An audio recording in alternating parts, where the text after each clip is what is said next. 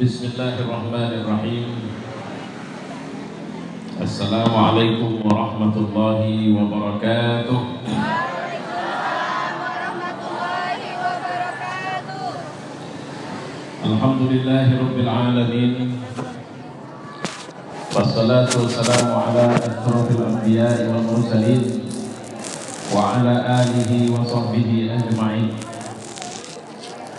Qala Allah fil Qur'an, a'udzu billahi as-sami'il 'alim minasy syaithanir rajim. Bismillahirrahmanirrahim. Wa ma Muhammadun illa rasul qad khalat min qablihi ar-rusul. Afa in mata aw qutila inqalabtum ala a'qabikum. Sebenarnya Muhammad itu adalah rasul, dan sudah ada rasul sebelumnya. Lantas, apa lantas kalau kemudian dia mati atau terbunuh, kalian akan bubar? Kalian akan mundur ke belakang? Ayat ini sebenarnya adalah ayat yang menceritakan atau membangunkan motivasi besar dalam diri kita. Bagaimana seharusnya kita menjadi mukmin? Hakikat sejatinya bahwa seberapa kuat keyakinan kita kepada Allah Subhanahu wa Ta'ala. Itu jarak dari berhentinya masa tugas dengan pemilihan itu cukup lama, karena terkatung-katung dengan peraturan dan macam-macam. Mudah-mudahan ini tidak lama ini. Dan bagi saya sederhana sebenarnya, menjadi kepala desa itu bukan sebuah kemuliaan, tapi kengerian. Nah, kenapa pakai bahasa kengerian? Karena kalau sebentar di dunia ini enak kali rasanya. Hitung-hitung 6 tahun itu paling hanya berapa menit saja kalau dibanding akhirat. Kayaknya pun bukan menit itu, detik. Dan seringkali kita dalam hal-hal yang sebentar itu terjebak, jatuh, karena beratnya mengendalikan syahwat. Di saat penyakit nafsu itu merasa, nafsu itu cuma kenal satu bahasa, kalau enak dia tidak mau berhenti. Paling berhenti sebentar, dia akan cari lagi, itu nafsu. Kalau iman, dia tidak bicara dengan pendekatan seperti itu. Dia tidak bicara enak tidak enak. Ini aman enggak ya, nyaman enggak ya untuk dunia dan akhirat. Tapi nanti juga akan kita bahas ini di belakang. Kenapa saya bilang? Karena terus terang sekarang, kemarin saya ketemu gubernur, saya tanya, jabatan antum ini sebagai gubernur masih akan lanjut nggak? Maksudnya masih berpeluang nggak dipilih lagi? Dia jawab, masih bisa. Kalau masih berpeluang, antum harus siap-siap supaya bisa dipilih lagi. Cuma untuk mengambil pemilihan itu sebenarnya nggak usah tunggu masyarakat nyoblos. Allah yang duluan netapin. Kalau Allah yang duluan netapin, maka harus muncul perasaan dalam diri kita. Ini mohon maaf, kemarin 5 tahun yang lalu saya anggota dewan, 10 tahun yang lalu saya anggota dewan. Persiapan untuk berhenti jadi anggota dewan itu sekitar 3 atau 4 tahun sebelumnya. Karena saya tidak pernah membayangkan diri saya di 2015 itu adalah anggota dewan. Saya pernah megang dinding Hijr Ismail. Tahu Hijr Ismail, Pak? Yang saya pegang Ka'bahnya. Waktu itu saya bilang, Tuhan, jadikanlah akhir usiaku di mana aku menjadi guru bagi umat ini, di mana aku mengajar agama di tengah mereka, di mana akhirnya saat kematian datang, di saat itu aku sedang memberikan pelajaran agama buat umat ini. Walaupun aku pingin Tuhan, kalau kau izin sekali aja lagi angkat atau berikan kesempatan kepadaku untuk nunjukin jadi pemimpin itu tidak harus ngoyo. Ya terserah waktunya kapan. Itu urusan Allah Subhanahu wa Ta'ala. Nanti kita akan bicara. Ustaz Sidik yang mengundang saya, yang saya hormati, semoga Allah memberi keberkahan bagi usia beliau. Bapak-bapak, ibu-ibu, saudara-saudara, ibu-ibu yang tadi juga marhaban, saya nggak sempat ikut nengok. Tadi waktu naik saya tanya ini, udah marhabannya? Rupanya sudah. Patut gendangnya saya lihat seperti udah nggak diopeni lagi. Ya, kalau masih belum kan pasti dipegang gitu. Ini udah tenang-tenang. Baik. Saya mana? Adik-adik yang puisi tadi itu bagus betul puisinya. Ya, tentang Nabi Muhammad SAW. Ibu udah kenal saya sebelumnya? Sudah ya? Belum? Oh, baik. Inilah orangnya. Mau dipandangin sebentar silahkan, mau difoto silahkan. Saya tunggu sebelum ceramah. Saya Abdul Latif Khan. Alhamdulillah 1 Januari 2015 kemarin saya ulang tahun yang ke-42. Alhamdulillah di ulang tahun yang ke-42 itu saya sudah dikaruniai 1 orang istri. Dan insya Allah itulah istri saya dunia akhirat. Dari 1 orang ini, alhamdulillah, ya namanya juga kita cuma bisa berharap, Allah lah yang menentukan. Ya, jadi sementara ini saya hanya dikasih rezeki 9 orang anak. Kenapa Bu? Kok begitu saya bilang 9 orang? Itu ibu itu. Nengok ibu terkejut, saya pun terkejut. Enggak, 9 kok banyak. Saya sama istri aja rencana mau nambah kalau dikasih. 9 anak saya. Yang besarnya sekarang kelas 3 di MAN, yang kecilnya sudah mau 3 tahun. Separuh dari 9 itu masih SD. 3-nya sudah 1 SMP, 2-nya di SMA atau di MAN. Kalau tadi saya bilang sama Ustaz Sidik, enaknya kami kerja ini. Kalau Pak Sugeng ditanya apa pekerjaan? Kepala desa, jelas. Kalau saya ditanya apa kerjaan? Bantu Allah lah. Jadi kapan dia perlu, saya diundangnya, diajaknya kerja. Kalau kapan nggak kerja, ya saya baca buku di rumah. Enak kali kerja yang begini. Kemana-mana lebih nyaman. Begitu. Rumah saya di Tembung, tapi insya Allah ibu-ibu nanti ada sebuah majelis yang sedang kami dirikan. Kepada bapak juga saya umumkan, saya membentuk 1 lembaga namanya Rumah Dakwah. Ini sekedar promo di luar. Tapi bukan saya yang jadi ketua atau direkturnya. Direkturnya Ustadz Muslim Maksum MC. Jadi insya Allah kami akan mengadakan kegiatan rutin malam muhasabah. Jadi malam muhasabah ini tawaran juga sama Pak Sugeng. Kalau mau kita buat untuk ibu-ibu, nanti ada zikir, tapi yang mengerjakan adalah majelis muhasabah. Majelis muhasabah itu saya lakukan.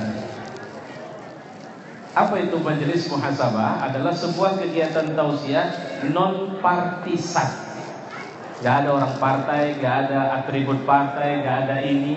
Nah, kita ajak masyarakat untuk sama-sama bertaubat kepada Allah, istighfar dan sebagainya. Untuk perdana, nah ini khusus bapak-bapak, boleh nanti datang, ingat aja tanggalnya. Kami akan mengadakan kegiatan itu di tanggal 14 Februari. Ya, tanggal 14 Februari. Di tanggal itu insya Allah nanti malam, jadi menginap sampai pagi. Diawali dengan tausiah muhasabah oleh saya. Nanti kita akan panggil seorang Ustaz Al-Hadis, Ustaz Ansori MC untuk menjadi imam muhasabah, imam Qiyamul Lail.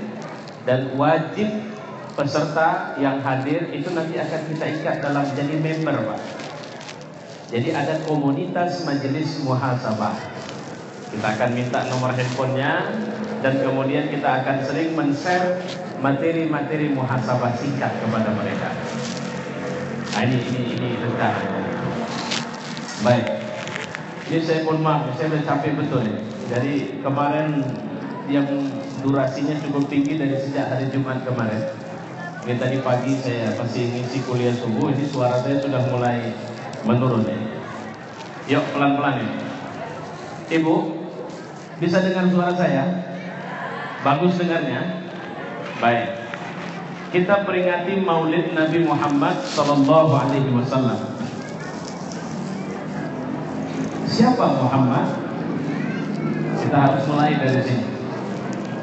Beliau adalah manusia yang diutus oleh pemilik langit dan bumi, yang diutus oleh pemilik matahari, pemilik bulan, pemilik awan cumulonimbus, pemilik laut, pemilik daratan, pemilik semua kekayaan di muka bumi ini, yang diutus oleh Tuhan semesta alam. Jadi luar biasa pangkat Nabi itu sebenarnya. Siapa dia? Utusan Tuhan semesta alam. Siapa Muhammad? Utusan Tuhan yang telah membuat hari kita mengadakan peringatan kelahirannya ini dalam kondisi siang. Siapa yang bisa merubah siang ini jadi malam sekarang?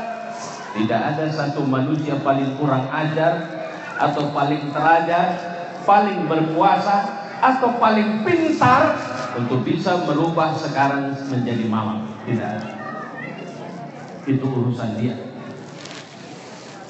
Siapa yang mengutus Muhammad?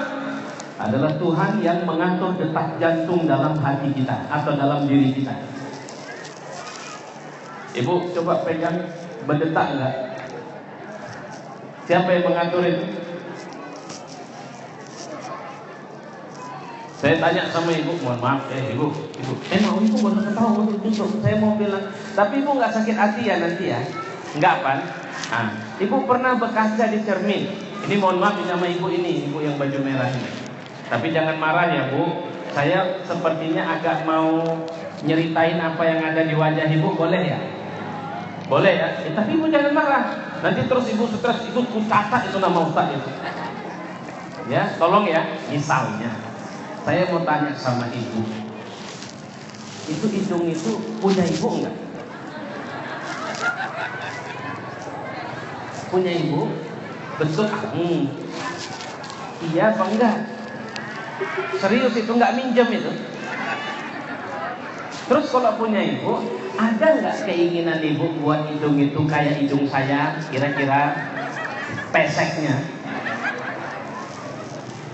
Ada enggak? Pernah enggak ibu berkaca di cermin terus gini? Ya Tuhan, maunya tambah sikit dong. Enggak. Kenapa enggak? Loh, kalau gitu itu bukan hidung ibu. Kalau memang bukan hidung ibu, artinya ibu nerimo. Hidung itu cuma casing luar. Yang ngasih siapa? Allah. Jadi makanya nanti kalau pulang dari sini terasa terkejut nengok muka itu karena jeleknya, nggak usah stres. Itu yang ngasih Allah. Kenapa? Karena dari ujung rambut sampai ujung kaki tidak ada manusia paling pintar di muka bumi yang bisa menggantikan organ tubuh ini. Tidak ada. Bupati yang lama itu di Deli Serdang itu sudah pakai ring jantungnya. Pada waktu dia pertama pasang ring, dia stres betul, dia cerita sama saya. Kenapa? Karena waktu jalan ringnya bunyi-bunyi. Akhirnya dia periksa ke dokter. Apa kata dokter? Memang ini bahaya ini Pak. Kalau sempat copot meninggal. Jadi peluang copotnya ada. Besar kali Pak, kata dokternya. Apa nggak makin stres dia dengarnya? Saya tanya, gimana bunyinya? Ustaz pernah dengar pintu dibuka? Nyit gitu. Kayak gitulah yang saya dengar itu. Sehingga kalau jalan, dia hati-hati betul itu. Jangan sampai nubruk dan sebagainya. Kenapa? Bisa copot. Tidak ada satu manusia atau dokter paling pintar di muka bumi yang bisa mengganti jantung yang dibuat Allah. Ini saya mohon maaf, ini sama ibu ini nggak apa-apa lah, biar enak dengan ceramahnya. Udah, ibu tenang aja. Saya mau tanya lah, ini Bu, ada orang butuh mata. Dia orang kaya ini, cuma buta. Kayaknya mata ibu cocok ini. Enggak, ibu dikasih duit Bu, insya Allah 2 mata ibu diambil, terus dibayar 1 miliar. Ibu mau? Kurang? Enggak kurang? 1 triliun mau enggak? Jadi enggak masalah duit besar loh Bu. Cuma bayangkan 1 triliun beli kerupuk jange. Enggak mau? Coba bayangkan kalau begitu, harga mata saja. Saya tadi malam atau kapan ya lewat satu kampung, lewat jembatan. Terus entah kenapa tiba-tiba muncul pikiran saya, jembatan yang lebarnya dari sini ke sana paling sekitar 5 meter itu, ini bisa ratusan juta harganya. Setelah jadi, kita lewat jembatan itu, nggak ada kita itu bilang terima kasih pemerintah, tidak ada. Sepotong jalan itu ratusan juta. Sementara hamparan yang begini luas, berapa harganya ini? Siapa yang punya? Allah. Ada orang tanam padi di sawah. Seharian dia menyucukkan benih itu. Siapa yang akan numbuhkan itu dari bawah? Allah. Siapa yang kemudian bisa membuat padi yang sudah menguning itu, yang tinggal panen besoknya, tapi tidak bisa dipanen karena malam Allah mengirimkan badai angin yang menghancurkan padi itu? Allah. Jadi siapa yang mengutus Muhammad? Allah. Allah yang mana? Yang mengatur kedipan mata kita itu. Udah berapa kali Bapak berkedip selama dengar saya ceramah? Cuma 2 kali. Enggak terhitung. Ayolah kita atur ya. Masa mata sendiri kedipan nggak bisa dihitung? Yuk, kita hitung sampai 3. Mulai tidak berkedip. Kita hitung. Setelah itu kita tahan. Mudah-mudahan supaya mata lebih sehat maksudnya. Kan bisa. Kalau kedip terus kan kepake ya. Benda kepake itu cepat rusak. Nah jadi kita tahan, jangan berkedip selama 1 jam aja lah. Nggak usah lama-lama. Yuk. 1, 2, 3. Yuk mulai. Jangan berkedip. Yuk. Apa yang terjadi? Ternyata mata ini tidak bisa kita atur sendiri. Jantung ini tidak bisa kita atur sendiri. Air minum. Oh belum ada. Air minum itu pun kalau dia kita minum, maksudnya masuk ke mulut kita, itu nggak bisa kita atur mau jadi apa di dalam. Enggak, biasanya kan sudah ada gitu. Maksud saya biasa jadi contoh itu, kita kalau makan Pak, yang namanya makan, kita nggak bisa bilang sama makanan, tolong ya, nanti di dalam kalian harus jadi daging, karena kayaknya aku pengen gemuk sedikit nih. Saya kurang darah, tolong jadi darah. Ini sepertinya ada pengeroposan tulang sama aku, nanti tolong ya jadi tulang yang bagus ya. Tidak bisa. Kita tidak bisa mengatur semua itu sendiri. Siapa yang mengatur itu? Allah. Allah yang mana? Yang telah mengirimkan Muhammad untuk kita sebagai Nabi dan Rasul. Jadi ini luar biasanya Muhammad. Tapi uniknya Pak, utusan dari pemilik semesta alam. Pak Sugeng selaku kepala desa kedatangan utusan Sekjen PBB. Wah itu luar biasa kalang kabutnya. Sekjen PBB ngirim utusan. Jangankan Sekjen PBB, utusan gubernur, utusan bupati itu harganya tinggi. Bagaimana dengan utusan Allah? Apakah dia punya istana luas, besar, megah? Tidak. Satu hari Umar masuk ke dalam rumah Rasul di saat Rasul sedang tidur siang. Waktu itu badan Nabi tidak pakai baju. Ketika Umar masuk, Nabi tegak. Ini biasalah namanya tidur ketika ngecap. Umar kesedak mau nangis. Rasul tanya, kenapa ya Umar?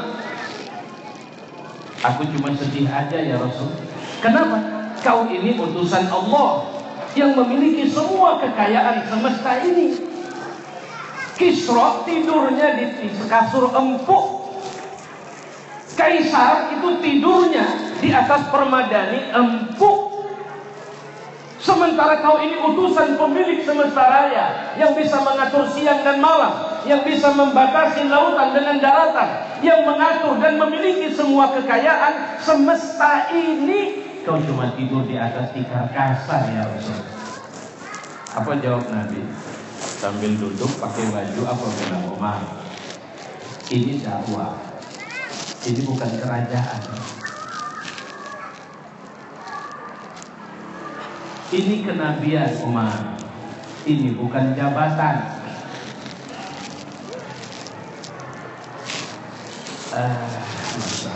Saya mau ambil contoh kayak ibu ngerawat anak. Capek bapak kerja satu hari yang hari beca, cuma dapat 5.000 perak. Ibu nungguin dia pulang supaya bisa beli beras, tapi yang dibawa 5.000. Akhirnya terpaksa pergi berutang. Lantas belilah satu nasi bungkus saja untuk ibu, bapak, dan anak sekian orang. Duduk dihadapi. Saya mau lihat ini. Ketika yang pertama sekali, saya yakin ibu tidak akan menyuapkan makanan itu ke mulut ibu di luar. Si bapak yang naik beca cuma dapat 5.000 itu bilang sama istri dan anaknya, kalian aja saya makan. Pada saat pertama sekali diambillah makanan itu, maka mulut pertama yang akan disuapin adalah mulut yang paling kecil.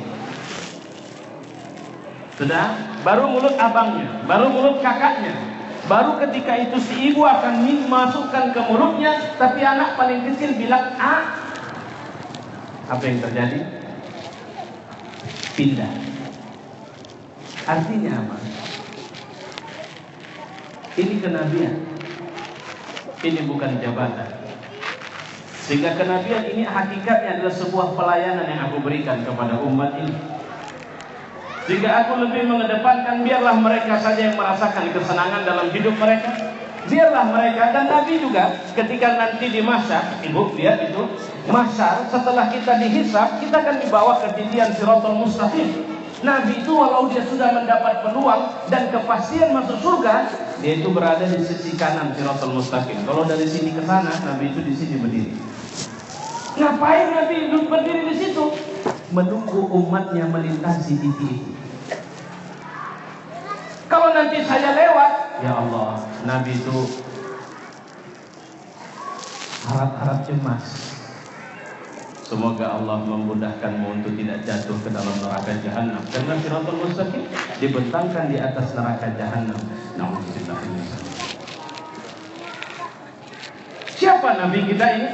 Dia adalah Nabi yang diutus oleh begitu besarnya Allah, maha besarnya Allah, luar biasanya Allah. Tapi tidak ada kesombongan atas jabatan itu. Allah dalam Quran ada bilang, "Qul innama ana basyarun mislukum yuha." Bilang sama mereka, enggak ada hebatnya aku kok. Ana basyar, saya sama seperti kalian, sama-sama manusia. Kalian manusia, saya manusia. Kalian bisa nangis, saya bisa nangis. Kalian dilempar batu bisa terluka dan berdarah, saya juga terluka dan berdarah. Apa kalian pikir mentang-mentang saya Nabi lantas difasilitasi semuanya oleh Allah? Sehingga kalau kalian ludahi tidak kena, kalau kalian lempar batu tidak luka, tidak mempan. Sama seperti kita baru lihat Ustaz itu hebat kan kalau bisa jalan di atas angin. Kita jarang kalau lihat Ustaz misalnya menyampaikan dakwah itu tegas, jelas, kita anggap biasa-biasa saja. Tapi kalau Ustaz itu misalnya dari sini nggak ada teh, tiba-tiba dibegini-beginikan tangan jadi ada teh. Ini contoh aja ini. Nggak kebetulan, nggak, saya nggak tahu juga. Jadi senyum-senyum dia jadi. Kan betul kan? Saya baru bilang datangnya dari sana itu langsung masuk. Kan agak mujarab nih kalimat saya. Saya begini-begini kan. Tengok ibu, dalam 5 detik kemudian akan ada teh di situ. Nah lihat, sudah sampai. Belum sampai 5 hitungan. Nah. Lantas kemudian, apa saya Ustadz hebat kalau kemudian saya bisa terbang? Saya sering mengatakan, nggak ada orang hebat kalau dia bisa terbang. Lihat ini, capung itu bisa terbang. Itu belum jadi Ustadz itu. Burung-burung itu terbang, nggak ada sekolahnya. Apakah dia orang hebat kalau ditikam tidak mempan? Tuh ban mobil, ban kereta, coba tikam itu. Apa orang hebat kalau jalan di atas air ngapung, nggak tenggelam? kayu kering juga ngapung, nggak perlu harus pakai ilmu-ilmuwan. Kalau malam acara kita ada lampu di sini, terus orang hebatkah saya? Kalau kemudian saya bilang, lihat ibu, lampu itu hidup. Saya hitung sampai 3, saya putarkan tangan saya, maka lampu itu akan mati seketika. 1, 2, 3, tuk, mati. Bapak tepuk tangan. Goblok, ngapain tepuk tangan? Kalau cuma matiin lampu, tinggal cari stop rentak saja di mana. Kenapa harus pakai sihir? Otak kita dirubah. Makanya, ana bashar, aku ini manusia sama seperti kalian. Kalau mau sukses harus berjuang. Kalau mau berhasil dalam pekerjaan, ya harus kerja. Kemarin ada calon kepala desa Pak Sugeng, ini kisah nyata ya, di Deli Serdang. Ingin jadi kepala desa, minta tolong sama pocong. Jadi waktu pemilihan, dia panggil dukun mujara Pak. Di sini tempat orang nyoblos, di sana dukunnya kerja sama berapa orang harus megang satu benda yang dibungkus kain kafan. Makin banyak orang milih, makin berat ini. Tanda orang milih banyak, itu tandanya benda ini makin berat. Kurang ajarnya, menang pula ini kepala desa yang kayak begini ini. Gak usah saya sebut lah orangnya. Tapi main begituan. Kalau Pak Sugeng saya kira nggak ada lagi. Tinggal rebut hati umat saja. Karena nggak usah minta tolong sama setan. Ada orang kemarin mau jadi wali kota di Medan. Ini betul ini Pak, wali kota di Medan. Minta tolongnya sama Nyi Roro Kidul. Kenapa? Di Sukabumi itu kan kota berhadap ke arah laut selatan. Banyak hotel, salah satu hotel itu ada kamar, ada setiap hotel di pinggir laut selatan itu ada kamar khusus Nyi Roro Kidul. Di situ ada sajen, terus kepala 2 calon ini ditaruh di sajen itu fotonya, minta tolong supaya menang. Menang. Astagfirullah, ini kadang-kadang setan ini kurang ajarnya ini. Karena setan itu salahnya 10, betulnya 1, betulnya itu yang kemana-mana diceritain. Kalau orang benar, betulnya 10, salahnya 1. Nah yang 1 ini yang kemana-mana diceritain. Ngapain sama Agim dengan keramat? Kenapa? Mata keranjang. Padahal itu bukan salah. Itu kebenaran. Dia bukan ngapa-ngapain. Dia menikah. Dia bukan selingkuh. Dia bukan berzina. Tapi dianggap kesalahan. Itu kerja setan. Ana bashar.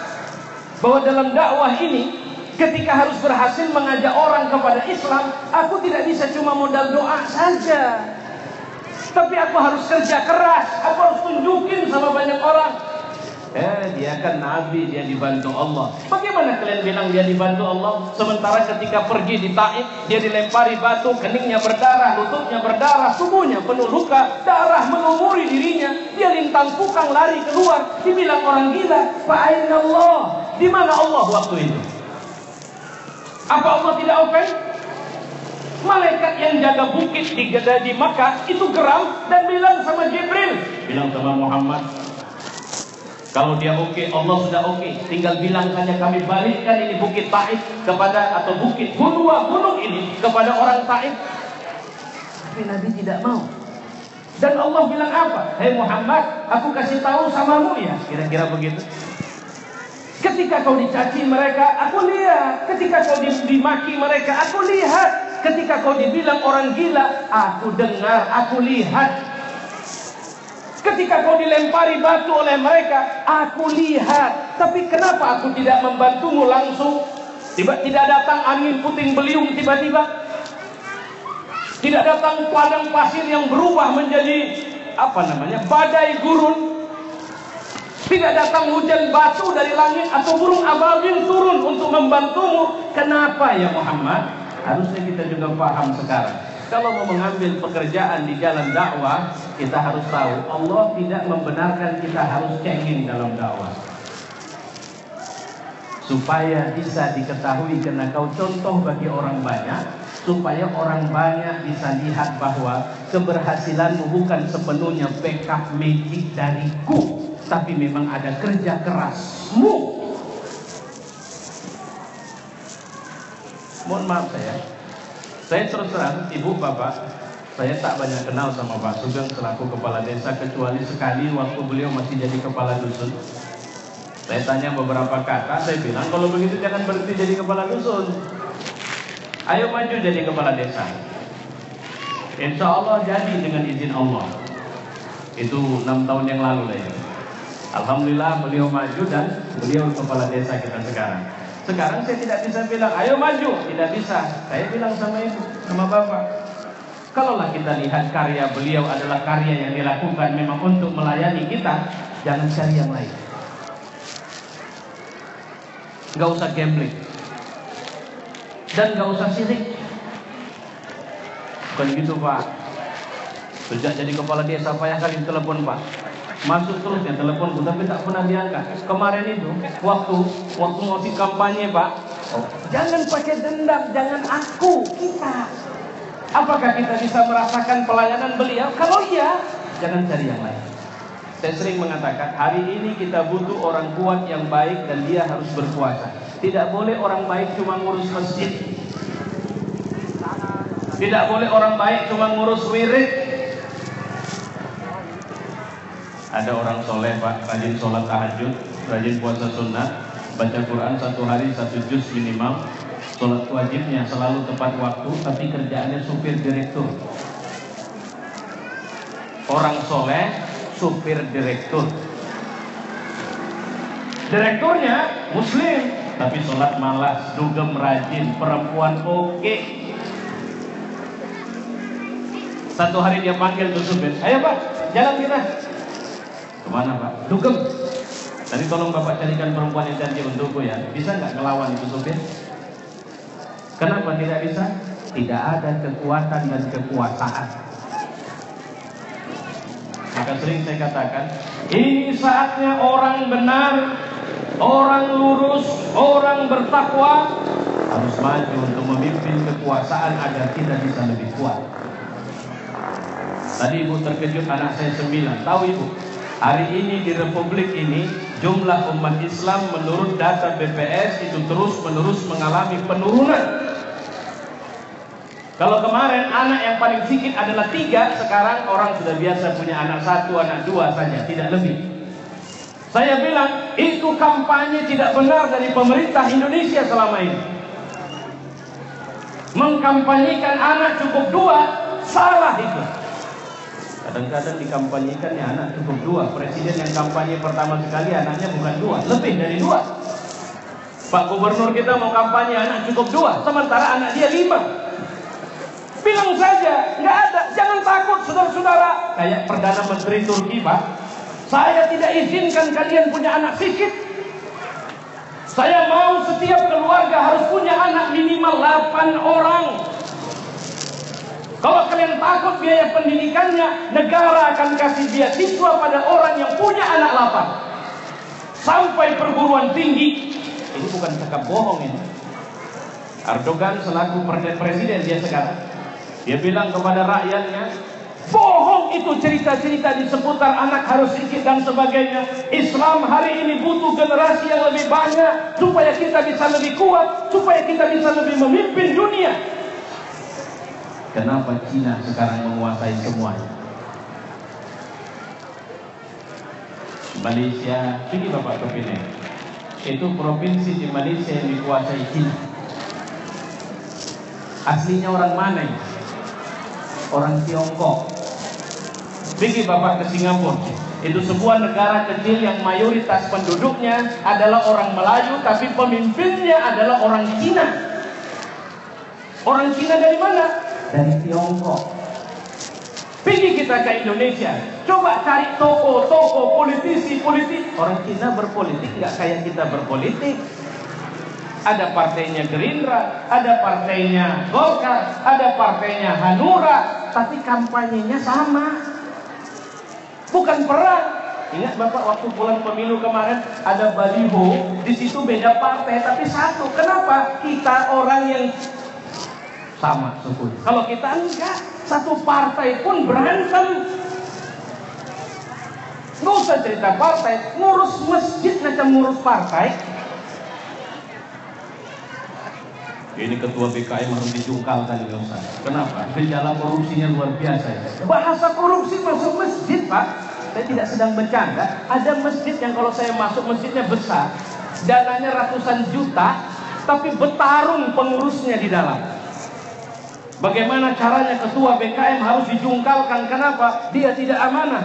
Saya kalau udah ceramah ke situ, ada satu orang yang selalu datangin saya. Berapa isi amplop Ustaz dikasih? Saya bilang, kenapa Pak? Enggak, Ustaz bilang aja, biar saya tahu Ustaz. Saya bilang dikasih sekian. Itu. Mereka kurang ajar itu Ustaz. Kenapa rupanya Pak? Harusnya 3 kali lipat dari yang dikasih. Itu anggaran yang kami sepakati loh Pak. Kenapa yang dua kemana? Saya bilang, itu urusan orang bapak lah, masa saya diajak aja. Tapi begitu duduk di mobil, saya berpikir juga, iya ya, harusnya 3 kali lipat. Jadi kelewat juga ini. Coba bayangkan dia jadi ngerusak loh Pak. Itu kisah nyata di Medan. Sampai katanya dikorankan, disebagaikan. Urus masjid kita tidak utuh. Nah, terjadi penurunan kualitas. Penurunan kuantitas. Bukan cuma sekedar kuantitas, tapi kualitas kita juga nurun. Kalau di kampung kita ini kita takut untuk negor orang nyabu, orang ngebong. Kita negor bandar sabu, bandar narkotika, nggak berani negor. Itu kenapa jawabannya? Karena sudah hilang keberanian dan kekuatan di tengah kita. Allah tidak suka dengan orang yang banyak buat baik, tapi tidak memiliki keberanian menegur kebatilan. Kalau sudah kebenaran hilang, kebenaran ada, tapi keberanian hilang, itulah Allah akan kirim azab sama kita. Untuk apa lagi kita? Jadi kalian pikir aku menurunkan Islam capek-capek dari langit ke bumi? Itu cuma nyuruh kalian dari rumah ke masjid saja. Dan kalian tidak peduli dengan semua kebatilan yang ada di sekeliling masjid.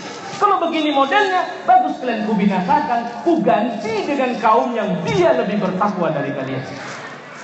Itu sudah sunnahnya Pak. Maka jangan heran kalau Allah mengirimkan azab nggak milih-milih. Anak kecil pun bisa terbunuh dalam azab itu. Apa akibat dari ketika kekuatan dan kekuasaan tidak ada lagi sama kita? Jawabannya, sekarang sudah ada negeri-negeri muslim di Indonesia dikuasai oleh orang-orang kafir. Di Kalimantan, saya pernah datang ke satu daerah di Kalimantan, gubernurnya kafir, wakil gubernurnya kafir, sementara rakyatnya mayoritas muslim. Ada satu lagi di Kalimantan juga, gubernurnya kafir, masyarakatnya mayoritas muslim, tapi tidak ada pilihan lain, tetap dia yang dipilih. Sampai 2 periode. Jakarta sekarang, gubernurnya kafir, itu negeri yang mayoritas muslim. Di Sumatera Utara ada Simalungun, itu daerah yang dipimpin kafir, padahal itu negeri yang mayoritas penduduknya muslim. Kenapa? Jawabannya yaitu Bu, gara-gara ibu cuma punya anak 1 atau 2, yang 1 narkobaan, yang 1 penjudian, ibu stres. Kemarin saya waktu bilang anak saya 9, ada ibu yang geleng kepalanya begini. Saya bilang, loh, kenapa ibu? Kenapa? Nggak habis pikir Pak. Kenapa bisa 9? Loh kenapa rupanya? Apa ibu pikir kalau 9 saya stres? Saya pernah dengar juga ada orang yang anakku aja 2 Pak Ustaz, stres. 2 stres kan ibu, saya 9 belum kok. Jadi ukurannya bukan jumlah anak, tapi bagaimana cara kita mensikapi jumlah tadi. Ukurannya bukan wah saya kalau ya Ustadz kan kaya misalnya, jadi enak mau berapapun anak, mau 4 pun istri masing-masingnya 12 ya nggak masalah kan, kira-kira begitu kata orang kalau saya memiliki kekayaan. Pertanyaannya bukan masalah banyaknya ibu. Saya punya banyak anak karena saya berpikir kalau bisa saya ngambil nyicil apa yang dibebankan Rasul, karena generasi hari ini butuh generasi yang jauh lebih baik kualitasnya. Kalau boleh 9 anak saya itu ngisi kekosongan itu, dan masih kurang. Makanya kalau ibu masih mungkin bisa melahirkan, melahirkan aja terus. Kenapa? Kita masih butuh lebih banyak generasi yang baik. Ustaz enak aja bilang melahirkan, sementara suami saya aja sebulan paling cuma 700.000. Jangan hitung dari rezekimu, karena rezeki anak itu urusan Allah, bukan urusanmu. Ya tapi kan pikiran kita. Kalau memang pikiran kita, nanti kalau ibu sudah tidak sanggup untuk memenuhi kebutuhannya, marahi dia. Bilang sama dia, kau kan yang nitip Tuhan. Ini kan punyamu, bukan aku yang punya. Ini kan milikmu, bukan aku. Aku cuma tidak mau lebih. Aku cuma mau, tolong dong, bantu aku untuk membesarkan dia. Tolong dong, buat aku tidak curiga kepadamu. Itu yang saya bilang tadi. Yang hilang dari kita adalah yakin kepada Allah. Kita lebih yakin dengan dompet kita. Akibatnya kita nggak berani bercita-cita besar. Kita cuma bilang sama anak, ibu usia udah 58, suami sudah meninggal, anak pertama SMA mau tamat. Terus dia bilang sama ibu, mak nanti aku tamat masuk fakultas kedokteran ya mak. Kalau nggak bisa negeri swasta pun nggak apa-apa. Sementara ibu kerjaannya nyuci, penghasilan per bulan cuma 700. Kalau anak ngomong begitu, kira-kira ibu apalah jawaban ibu? Berkaca kau dulu sana, atau gosok gigimu sana. Otakmu pakai, jangan asal bilang kedokteran. Kau tengok emakmu ini udah banting tulang ngurusin kau, bisa tamat saja udah luar biasa. Jangan ibu, ibu jangan batasin. Saya dulu pergi kuliah modalnya bukan, maka kemarin anak saya bilangin itu yang kelas 3 SMA sekarang. Satu hal yang nasihat, jangan pernah berpikir mau kuliah apa dan lihat isi dompetmu ya. Karena itu tandanya kau tidak tawakal sama Allah. Bangun cita-citamu. Ini kabarnya daerah kita ini banyak orang yang senang mancing ini. Lemparkan kailmu itu. Kailnya atau apanya Pak? Itu yang benang itu. Lemparkan sejauh-jauhnya, tapi pegang. Apa ini yang dipegang? Bapak yang memancing mana nih? Tukang mancingnya mana? Inilah pokoknya joran. Nah itu dia istilahnya. Pegang itu. Ini jangan lepas. Karena sebesar apapun ikan di sana, kekuatannya akan lemah ketika kau di sini kuat memegangnya. Jangan takut di sini. Ini yang dimaksud jangan lepas. Keyakinanmu kepada Allah tidak boleh putus.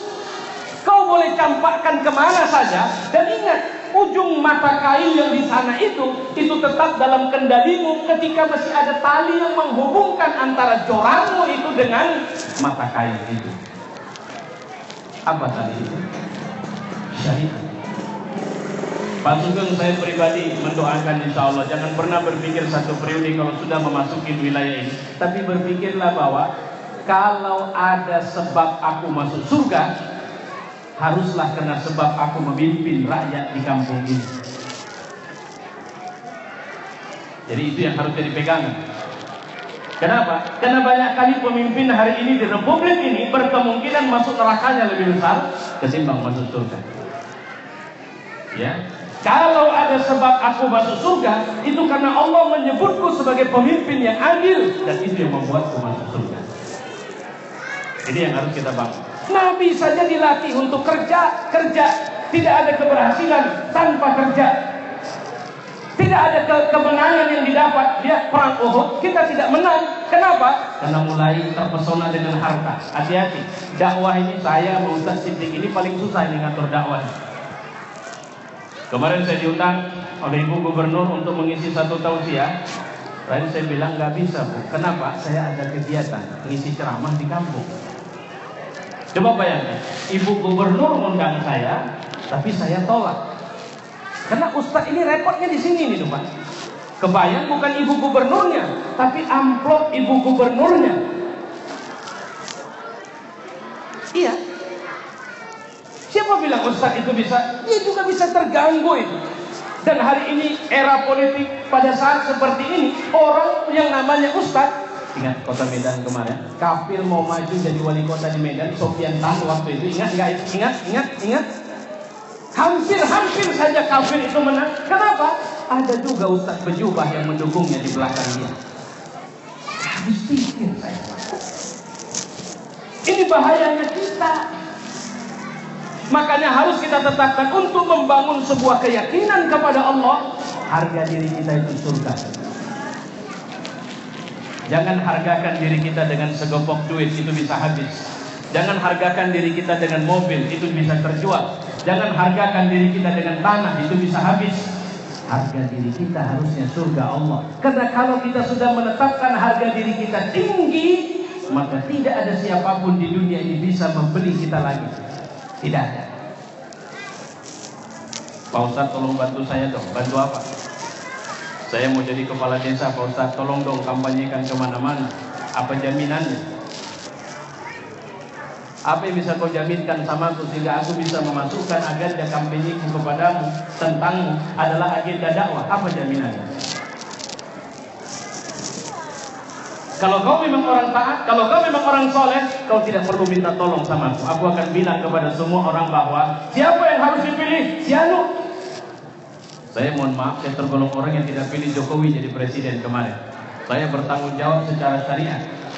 Saya meyakini pilihan saya tidak salah sampai sekarang.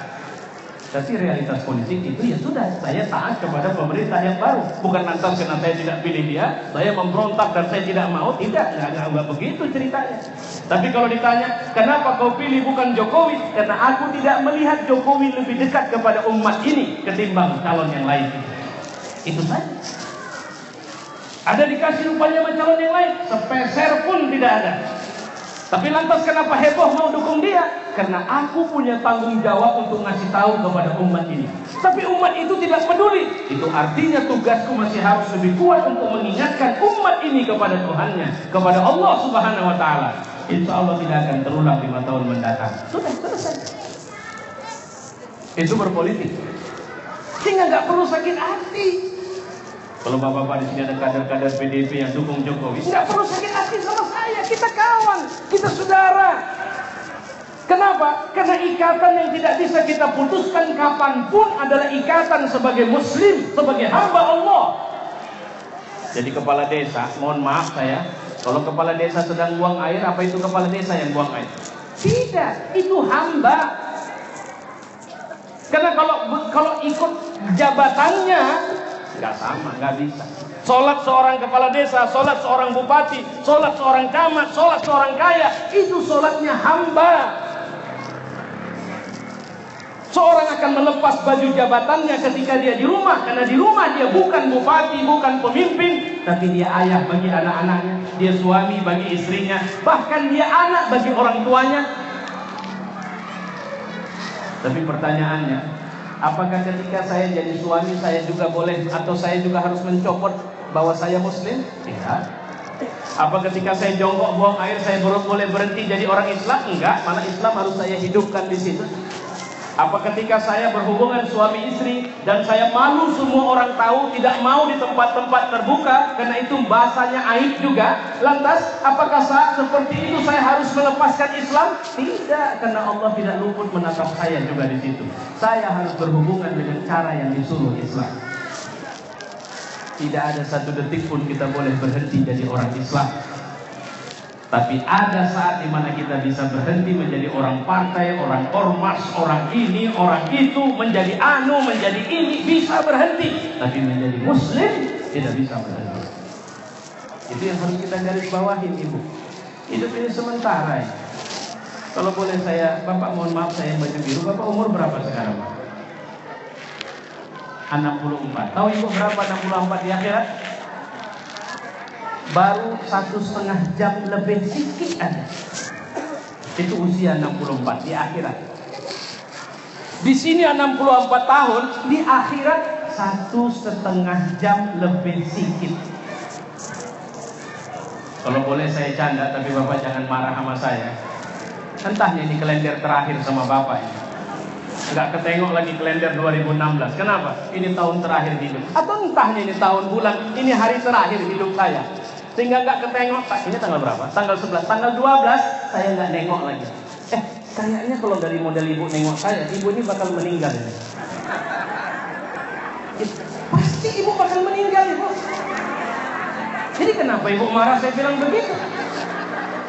Karena dari cara ibu nengok saya memperhatikan ibu ini kayaknya bakal meninggal ini.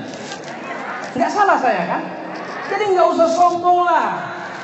Mau pakaian, saya kalau nengok gambar Jokowi itu saya hakul yakin kayaknya 2064 udah nggak ada ya. Kalau nengok gambar Jokowi Pak, 2064 kayaknya udah meninggal ini orang. Jadi kalau begitu nggak perlu sombong jadi presiden. Nggak perlu ada orang kaya lantas malaikat nggak berani masuk rumahnya. Tidak, malaikat maut kapan saja kalau memang mau dia akan cabut nyawa kita.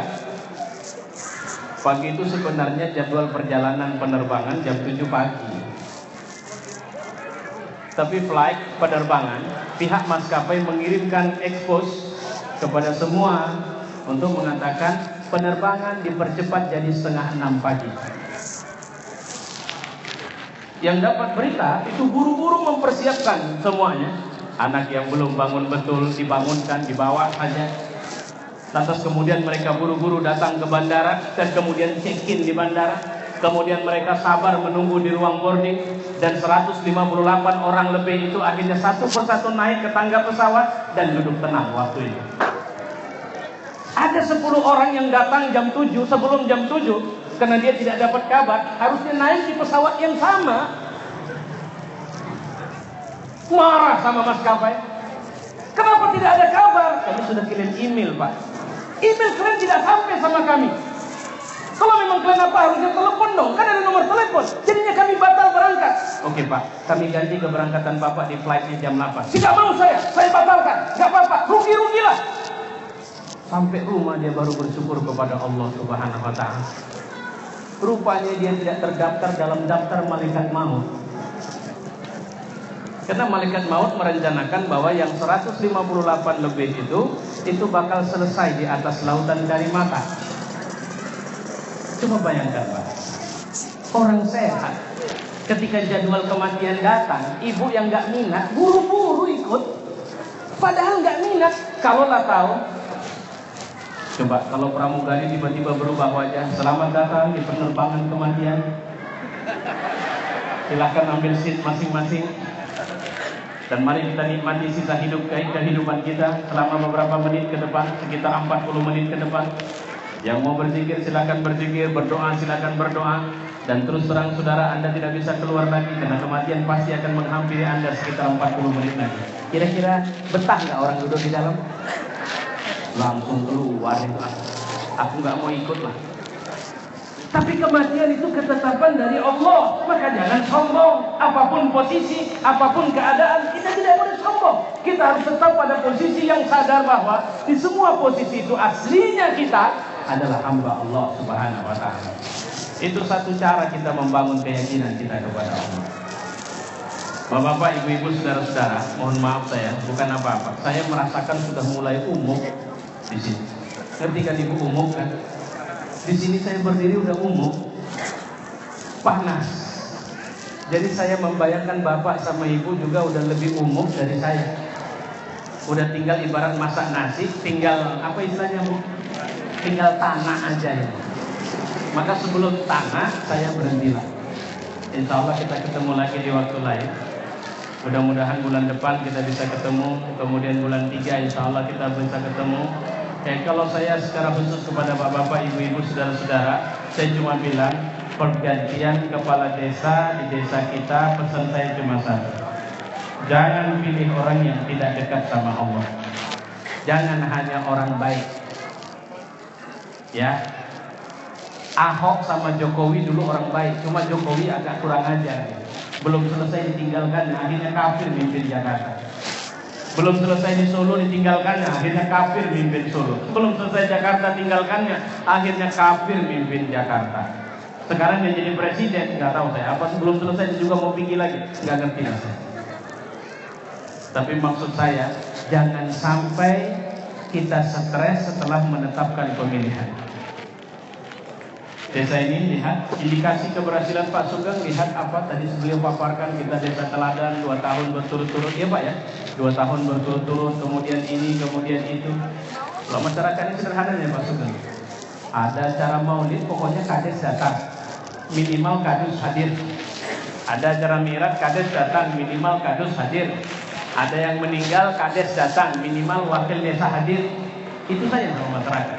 Tak ada masalah sama orang itu mau uang KTP, ngurus KTP mau lebih mahal dari yang seharusnya. Enggak ada, asal cepat aja siap. Kalau bisa pindahkan mesin dari kantor sana ke kantor desa kita. Ya, di sini kantor camat ya Pak ya. Nah, kantor camat pindah ke tempat kita. Artinya sederhana saja. Ada pelayanan yang ramah, tapi terus terang saya memang dengar bisik-bisik, tapi pasti ada kurangnya. Kalau tanya lebih kurang, beliaunya ada kurangnya pasti. Tapi kalau bisik-bisik yang saya dengar, insya Allah banyak kebaikan dari beliau. Makanya saya tidak merasa salah lah ketika kemarin ikut mendoakan beliau. Ya, jangan takut Pak, nggak ada amplop dari Pak Sugeng untuk saya nih ngomongnya ini. Insya Allah, kalaupun ada nggak saya terima itu. Ya, saya cuma bicara apa adanya, karena ini saya tanggung jawabkan juga sama Allah nanti.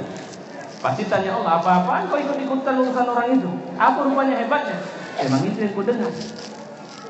Saya tanya sana, tanya sini, saya tanya. Memang kalau cerita kurang, manusia lah. Namanya pasti ada kurang lah. Awak saja pun yang ustaz pun pasti akan dibilang orang, itu kan pintarnya ngomong saja. Ya memang itulah pula pekerjaan awak. Ya. Nah, jadi saya kira itu yang bisa saya sampaikan. Mudah-mudahan Allah memberi berkah sama kita. Mohon maaf saya menyebut-nyebut teh tadi bukan karena haus sekali. Itu hanya sekedar contoh yang kebetulan mengganggu panitia untuk akhirnya buru-buru. Semoga yang mengantar teh tadi juga mendapat pahala dari Allah. Ibu-ibu, semoga keringat yang keluar hari ini adalah keringat yang juga keluar dosa kita karena Allah Subhanahu wa taala. Assalamualaikum warahmatullahi wabarakatuh. Mari kita tutup dengan doa ya. Alhamdulillahirabbil alamin wassalatu wassalamu ala asyrofil anbiya'i wal mursalin wa ala alihi wa sahbihi ajma'in. Allahumma ij'al hadha jam'ana fi hadzal majlisi jam'an marhumah wa tafarruquna min ba'dihi tafarruqan ma'sumah. Rabbana atina fid dunya hasanah wa fil akhirati hasanah wa qina adzabannar.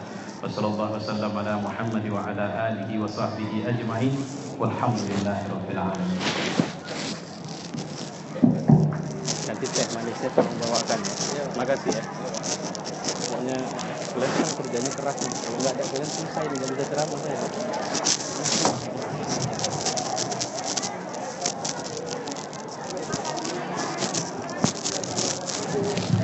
Terima kasih kami ucapkan